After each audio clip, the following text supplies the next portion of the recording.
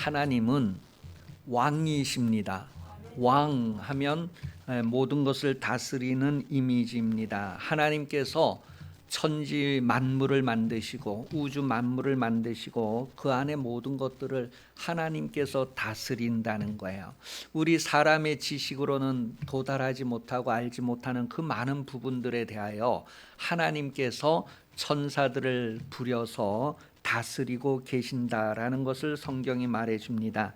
그리고 이 세상 만물도 지으시고 이 세상의 만물은 사람이 다스리도록 그렇게 성경을 보니까 우리에게 알려주고 있어요. 하나님이 다스리는 상태를 샬롬이라고 합니다. 하나님이 다스리는 상태를 에이레네, 하나님이 다스리는 상태, 하나님의 다스림이 잘 이루어지는 모습을 하나님은 보시고 좋았더라. 그래서 이 세상에 동물도 있고 물고기도 있고 새들도 있는데 그 모든 자연 환경에 있는 모든 생물을 사람이 다스리도록 그 통치권을 사람에게 주셨어요. 그 사람을 통해서 하나님의 다스림이 나타나는 상태를 평화라고 합니다. 그런데 아담과 하와가 이 하나님의 평화를 이루는 통치를 하지 못했어요. 아담과 하와가 하나님의 다스림을 나타내는 것이 아니라 마귀의 다스림을 나타내는 인생을 살았다라고 성경이 우리에게 확인을 해주고 있습니다. 그래서 아담과 하와가 하나님의 다스림이 아닌 마귀의 다스림을 나타냄으로 말미암아 이 우주 공간 안에 있는 많은 것들이 질서가 흐트러지게 되었고 여기저기에서 신음하는 일들이 일어나게 되었다는 거예요. 본래 아담과 하와가 하나님의 통치를 나타냈다면 여전히 이 세상은 정말 산다는 것에 대한 그 생명에 대한 기쁨을 누리며 하나님을 찬송하는 아름다움이 될 수 있었을 거예요.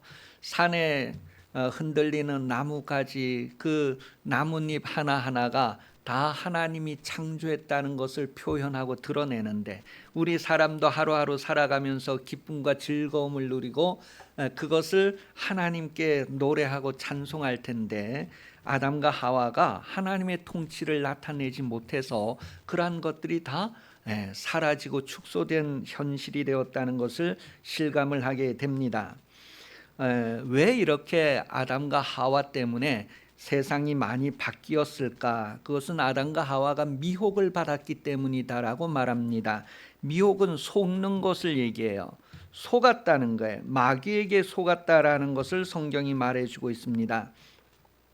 그러니 우리가 이 세상에서 속지 않는 것이 얼마나 중요한가. 속은 결과 그 파장이 엄청나다는 것을 우리는 실감하고 그 후손의 삶을 누리게 됩니다. 사람이 죽는 이유도 여러 가지가 있지만 크게 보면 사람이 죽는 이유 첫째는 하나님을 몰라서 죽습니다. 사람들이 죽는 이유를 말할 때 병들어서도 죽고 사고로도 죽고 뭐 그런다고 표현할 수 있는데 그것보다 더 근본적인 이유가 첫 번째는 하나님을 몰라서 죽고 두 번째는 마귀에게 속아서 죽는다라는 것을 성경이 우리에게 알려줍니다. 그러니 하나님을 아는 것과 이 세상 사는 동안에 마귀에게 속지 않는 것이 얼마나 중요한가, 그것이 내 생명과 연결된다는 거예요. 성경은 속지 않으려면 진리를 들어야 된다. 그렇게 요한복음 18장 37절에 기록을 하고 있습니다. 빌라도가 이르되 그러면 내가 왕이 아니냐? 예수께서 대답하시되 내 말과 같이 내가 왕이니라. 내가 이를 위하여 태어났으며 이를 위하여 세상에 왔나니 곧 진리에 대하여 증언하려 함이로라. 무릇 진리에 속한 자는 내 음성을 듣느니라 하신대. 속지 않으려면 거짓에게 속지 않으려면 진리를 들어야 된다는 거예요. 이때 듣는다는 것은 그냥 귀로 듣고 네 알았어요 끝나는 것이 아니라 진리가 내 삶에 그대로 반영되어지는 그런 삶을 살아야 된다는 것을 말합니다. 그래서 성경 말씀 중에 진리 중에 진리는 바로 하나님이 예수님을 우리에게 보내주셔서 아담과 하와가 실패했던 그 모든 것들을 용서해 주셨다. 그래서 용서하시고 하나님과 다시 화목하게 하셨다라는 것이 진리에 속해 있습니다. 그래서 용서가 담겨진 그런 말씀을 우리가 받게 되었죠. 하나님은 우리를 먼저 용서하시고 우리에게도 너희도 서로 용서하는 삶을 살라고 하셨는데 그 말씀을 순종하는 것이 속지 않는 것이다라는 것을 말해줍니다. 고린도후서 2장 9절에서 11절 말씀에 보면 너희가 범사에 순종하는지 그 증거를 알고자 하여 내가 이것을 너희에게 썼노라. 너희가 무슨 일에든지 누구를 용서하면 나도 그리하고 내가 만일 용서한 일이 있으면 용서한 그것은 너희를 위하여 그리스도 앞에서 한 것이니 이는 우리로 사탄에게 속지 않게 하려 함이라. 우리는 그 계책을 알지 못하는 바가 아니로다. 용서하라고 하는데 용서를 안 하는 것은 마귀에게 속는 것이다라는 거예요. 하나님께서 여러분에게 큰 용서를 해주셨는데 이제 그 용서를 받았으면 나도 다른 사람을 용서해야 되는데 나는 용서를 못하겠다는 것은 하나님께 받은 용서를 거절하는 거예요. 여러분, 하나님은 생명이시라 여러분이 살기를 바라시는데 여러분이 그 하나님의 생명을 거절해서 죽는다는 사실이에요. 그러니 하나님을 아는 것이 얼마나 중요한가. 그래서 사람이 죽는 이유 중에 첫째가 하나님을 몰라서 죽고 두 번째는 마귀에게 속아서 죽는다는 거예요. 그래서 속지 않으려면 진리를 받아들이는 인생이 되어야 된다는 것을 말해 줍니다. 마태복음 18장 22절에 보면 예수께서 이르시되 내게 이르노니 7번뿐 아니라 7번을 70번까지라도 할지니라. 이 베드로가 예수님에게 너희를 용서해 줘야 된다 했을 때 베드로는 내가 몇 번까지 용서하면 됩니까? 3번 할까요?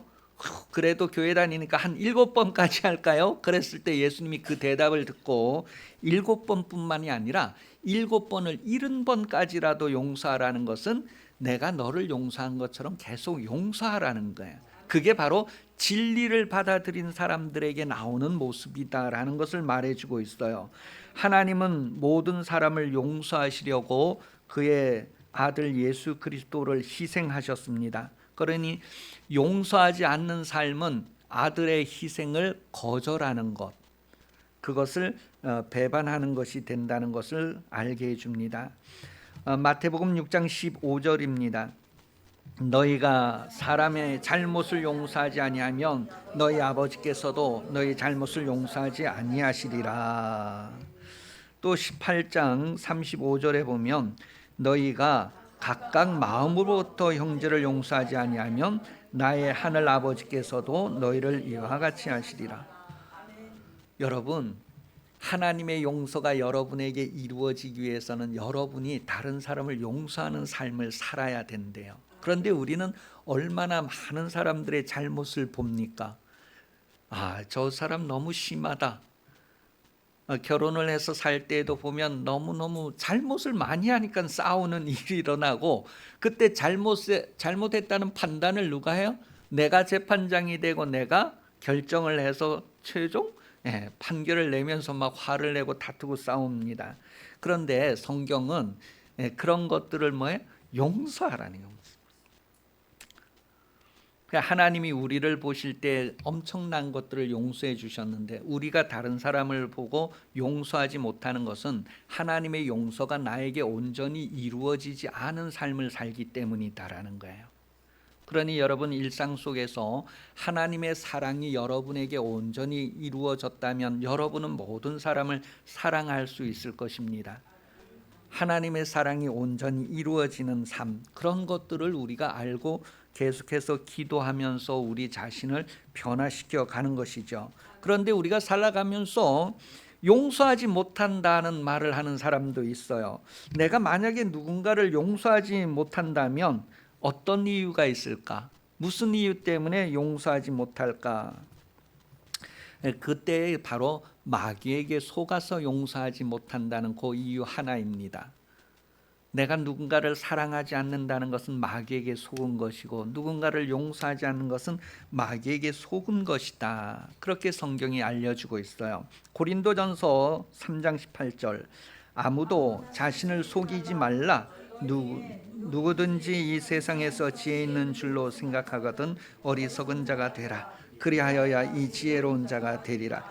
이 세상 지혜는 하나님께 어리석은 것이니 기록된 바 하나님은 지혜 있는 자들로 하여금 자기 꾀에 빠지게 하시느니라. 여러분, 가룟 유다가 예수님을 팔아먹었잖아요. 가룟 유다가 왜 예수님을 팔아먹었느냐 하면 자신에게 속았기 때문입니다. 왜 자신에게 속았다 하느냐 하면 이 유다는 예수님의 제자들 중에서 제일 똑똑한 사람이어서 재정을 맡았어요. 돈꾀를 맡았던 사람이란 말이에요. 그런데 이 예수님이 너무 이렇게 비난을 받고 하니까 어떻게 하면 이 예수님을 공식적으로 옳은 사람, 잘못이 없는 사람, 하나님의 아들이다라는 것을 인정받을 수 있을까?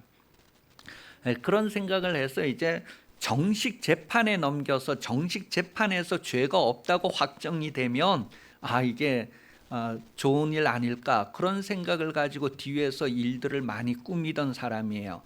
그런데 자기가 원하는 대로 되지 않고 예수님이 십자가에 못 박혀 죽게 되는 그런 상황이 일어나게 된 거죠. 그러니까 자기 지식 때문에 자기 판단으로 예수님을 처리하다가 문제가 일어났다는 거예요. 유다는 자기 민족만을 사랑하고 자기 민족만을 생각했던 그런 사람이었습니다. 그래서 자기의 민족을 살리려고 그렇게 이제 예수를 증거하고자 했지만 하나님의 뜻을 알지 못하는 상태였다. 히브리서 3장 10절에 보면 그러므로 내가 이 세상에게 노하여 이르기를 그들이 항상 마음이 미혹되어 내 길을 알지 못하는도다 하였고, 예수님은 이 세상에 오셔서 모든 사람의 죄를 덤탱이 쓰고 자기가 희생해서 죄를 없애고 하나님과 화목하게 하려고 했는데 이 유다는 예수님이 죽지 않고 좀 이렇게 반대로 되었으면 하는 생각을 가지고 일을 진행했단 말이에요. 그래서 결국 나중에 일이 틀어진 것, 잘못된 것을 알고 나가서 이제 스스로 죽게 되는 것을 성경이 우리에게 말해줍니다. 전도서 7장 16절에 보면 지나치게 의인이 되지도 말며 지나치게 지혜자도 되지 말라. 어찌하여 스스로 패망하게 하겠느냐. 이 유다가 너무 지혜롭게 생각하고 판단한 삶을 선택한 결과 이렇게 성경에서 우리에게 가룟 유다, 그럼 예수님을 배반한 자, 예수님을 팔아먹은 자로 이렇게 계속 남게 되었습니다. 우리가 사람의 지혜와 판단으로서 하나님의 뜻을 알고 이룰 수 없다는 거예요. 하나님께서 우리에게 알게 해주시는 진리를 따라서 하나님을 알고 섬기는 삶을 살아야 할 것을 말합니다. 하나님은 유대인의 하나님만 되시는 것이 아니라 이방인의 하나님도 되신다고 로마서 3장 29절은 기록을 하고 있어요. 가룟 유다는 예수님의 제자였지만 실제로는 전도의 대상자였습니다. 왜냐하면 예수님을 선생님이라고 부르고 예수님의 제자라고 하는 이름은 있었지만 선생님을 배우지 못했고 선생님을 알지 못했다는 거예요. 고린도전서 1장 21절에 보면 하나님의 지혜에 있어서는 이 세상이 자기 지혜로 하나님을 알지 못하므로 하나님이 믿는 자들을 권하시기를 기뻐하셨도다. 그래, 여러분, 이 유다도 전도 대상자였다. 제자의 이름은 있으나 하나님을 알지 못하는 상태에 있었기 때문입니다. 오늘 예수 믿는 사람 중에도 성도라고 하는 이름이 있고 교회 다니는 사람들 중에서도 실상은 자기 지혜로 신앙생활하는 사람들이 많이 있다는 거예요. 하나님의 지혜가 아닌 자기 지식으로 신앙생활하는 사람도 많이 있다는 거예요. 신령한 말씀을 들어도 주님의 살과 피를 먹고 마시는 유월절에 참여하면서도 매주일 예배 참석해서 설교를 들으면서도 하나님을 알지 못하는 사람이 있다는 거예요. 그런 사람들에게 예수님께서 이렇게 묻습니다. 이렇게 말합니다. 내가 사흘 만에 내가 죽을 것이다. 그리고 사흘 만에 부활할 것이다. 내 살과 피를 먹고 마셔라. 그런 말을 할 때에 내가 누구에게 팔려서 죽게 된다는 말을 할 때 제자들이 12명이 다 내가 팔자입니까? 라고 대답을 해요. 내니까 하는 것을 지금 성경에는 나는 아니지요, 나는 아니지요. 그렇게 12명이 돌아가면서 너희 중에 한 사람이 나를 팔 것이다, 그렇게 얘기할 때 나는 아니지요, 나는. 그 유다도 나는 아니지요. 마태복음 26장 21절 25절 보세요. 그들이 먹을 때에 이르시되 내가 진실로 너희에게 이르노니 너희 중에 한 사람이 나를 팔리라 하시니 그들이 몹시 근심하여 각각 여짜오되 주여 나는 아니지요. 대답하여 이르시되 나와 함께 그릇에 손을 넣는 그가 나를 팔리라. 인자가 자기에 대하여 기록된 대로 가거니와 인자는 파는 그 사람에게는 화가 있으리로다. 그 사람은 차라리 태어나지 아니하였더라면 제게 좋을 뻔하였느니라. 예수를 파는 유다도 대답하여 이르되 랍비여 나는 아니지요. 대답하시되 너가 말하였도다 하시니라.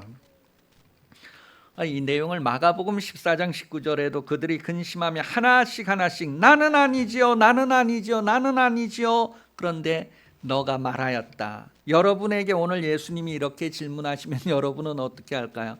여러분에게 너희 중에 한 사람이 나를 팔 것이다, 딱 그렇게 말씀하셨을 때 내니까 나는 아니죠, 나는 아니죠.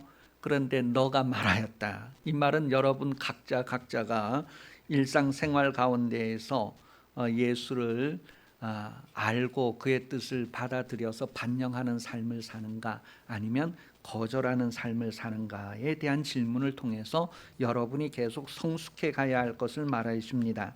성경은 하나님의 왕되심을 받아들이라는 것을 얘기해요. 하나님이 통치하신다는 것, 우주 만물과 자연세계뿐만 아니라 내 몸에서 일어나는 모든 것들도 하나님이 통치하시고 다스린다라고 하는 것을 받아들이라는 거예요. 그렇게 할 때 우리가 평안을 누릴 수 있다는 거예요. 화평을 누릴 수 있다는 거예요. 모든 것이 다 제자리를 찾고 잘 되고 모든 관계가 정상 관계가 된다는 것을 말해 줍니다. 그러한 평안을 누리는 여러분 신앙생활 되시기를 예수님 이름으로 축복합니다. 예수님께서 오셔서 너희는 먼저 그의 나라와 그의 의를 구하라고 하셨어요.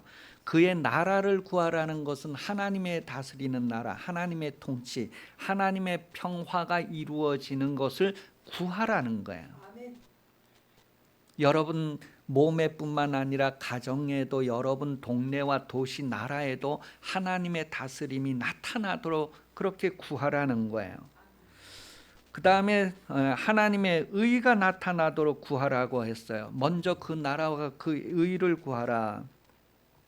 이 의라고 하는 말씀의 의미가 어디에서 나오느냐 하면 서로 언약의 관계에서 나와요. 저와 여러분이 언약을 맺었으면 언약은 양쪽이 다 신실하게 지켜야 되잖아요.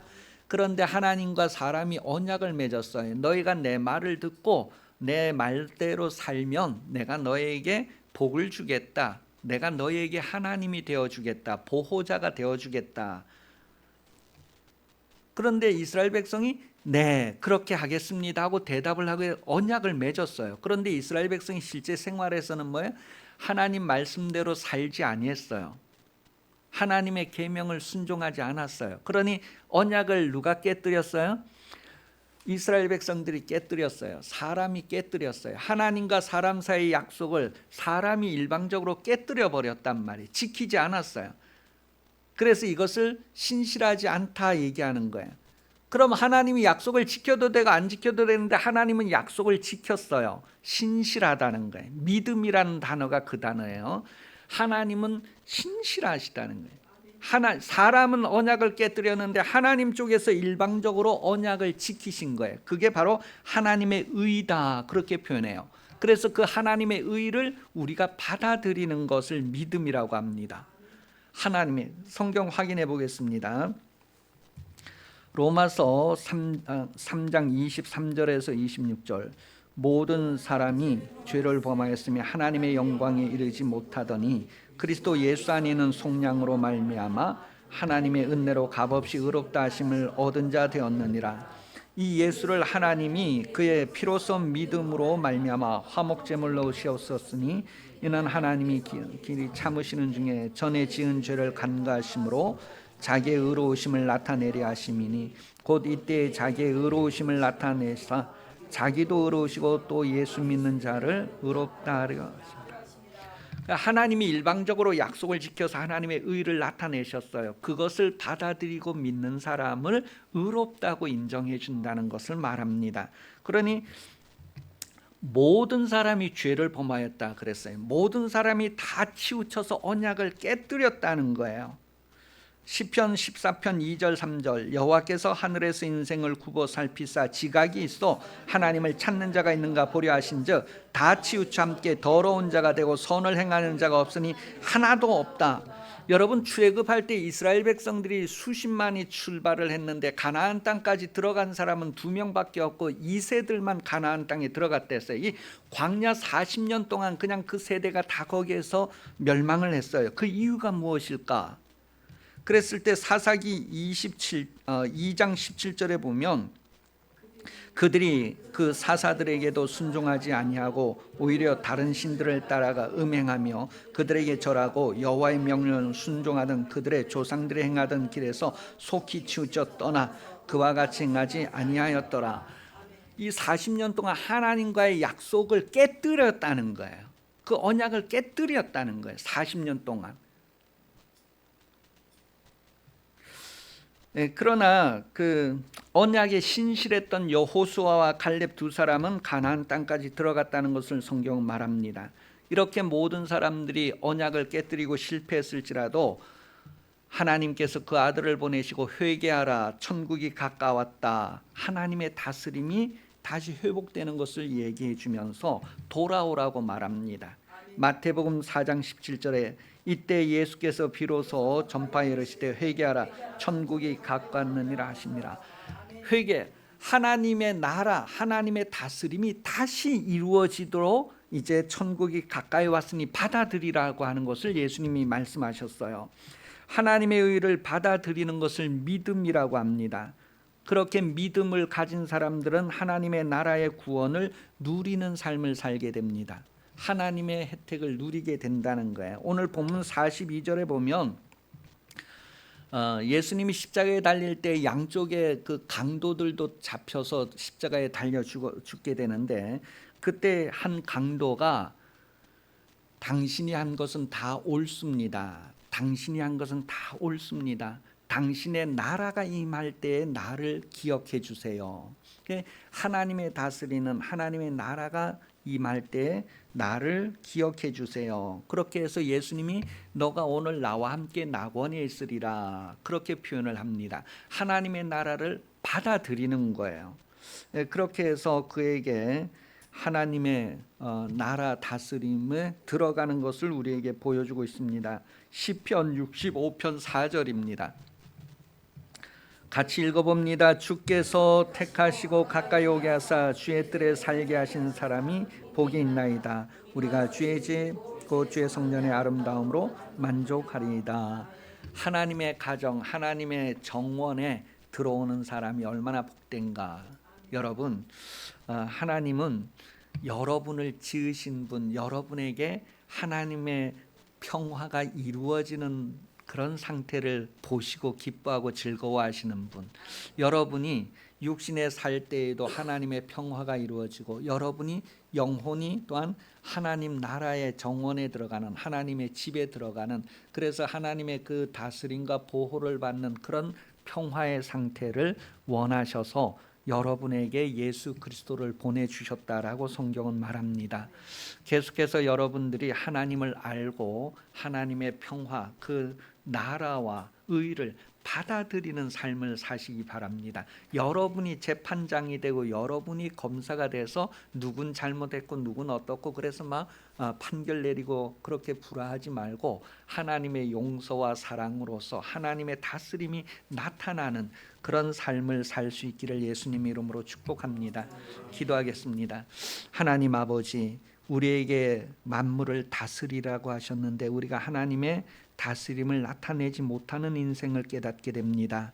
우리 가정에서부터 우리가 사는 모든 시대에 하나님의 다스림이 이루어지고 하나님의 번영과 하나님의 평화가 이루어지는 것을 하나님께서 보시기에 좋았다고 하는 삶을 살 수 있도록 우리들을 새롭게 하여 주셔서 감사합니다. 이제부터 우리가 세상에 사는 동안에는 빛을 비추게 하시고 빛을 드러내게 하셔서 많은 사람들이 어두움에서 빛으로 나오는 열매들이 많이 맺혀지게 하여 주옵소서. 어디를 가서 살든지 선한 영향력을 많이 일으키는 성도들이 되게 하여 주옵소서.